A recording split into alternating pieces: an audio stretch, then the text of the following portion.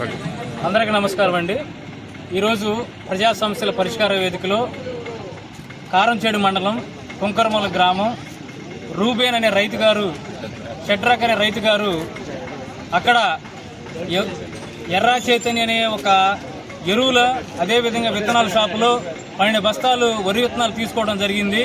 ఆ 12 బస్తాలు తీసుకుని వెళ్ళేసి పొలం చేయటం వల్ల ఆ నకిలీ విత్తనాల ద్వారా వేసిన విత్తనాలన్నీ పూర్తిగా 100లో 99% మొలకెత్తుకోకుండా పూర్తిగా నష్టపోవడం జరిగింది రైతు. అదేవిధంగా ఈరోజు కలెక్టర్గా కలిసి ఎవరైతే ఆ నకిలీ విత్తనాలు అమ్మారో అతని మీద చట్టమైన చర్యలు తీసుకుని అతనికి ఒక క్రిమినల్ కేసు నమోదు చేయాలి. ఎందుకంటే ఈ రకమైన నకిలీ విత్తనాలు అమ్మితే మరి 6 కాలం కష్టపడుకునే రైతు ఏ విధంగా నష్టపోవడం ఈ సందర్భం తెలియజేస్తున్నారు. కలెక్టర్ గారు చెప్పాము. కలెక్టర్ గారు వెంటనే ఎవరైతే జిల్లా అధికారులు ఉన్నో వాళ్ళతో కూడా మాట్లాడారు.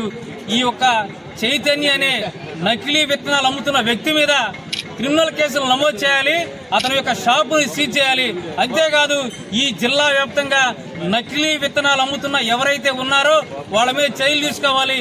అదేవిధంగా ఈ కలెక్టర్ గారు ఎవరైతే ఉన్నారో నకిలీ విత్తనాలు కాదా ఇవి ఒరిజినల్ అనే టెస్ట్ కూడా అనే ఒక కేంద్రాన్ని ఏర్పాటు చేసి ఆ యొక్క కేంద్రం మీద అదేవిధంగా నకిలీ విత్తనాల మీద విత్తనాలు ఇచ్చిన రైతులకి అవగాహన సదలు నిర్వహించి ఈ నకిలీ విత్తనాలు బారిన పడకుండా రైతులను కాపాడి అదేవిధంగా వీళ్ళ ఆర్థికంగా ముందుకు తీసుకెళ్ళని చెప్పేసి ఈ సందర్భంగా తెలియజేస్తున్నాను. మళ్ళీ చెప్తున్నాము, ఎవరైతే ఈ ఎర్రా చైతన్య అనే వ్యక్తి నకిలీ విత్తనాలు అమ్మారో అతని మీద క్రిమినల్ కేసు కట్టాలి. అతని యొక్క షాపును సీజ్ చేయాలి. నష్టపరిహారాన్ని ఈ రైతుకి అందించాలని చెప్పేసి భీమార్మీ తరపున దళిత సంఘాల జేఏసీ తరపున మేము కోరుతున్నాం. జై భీమ్, జై భారత్.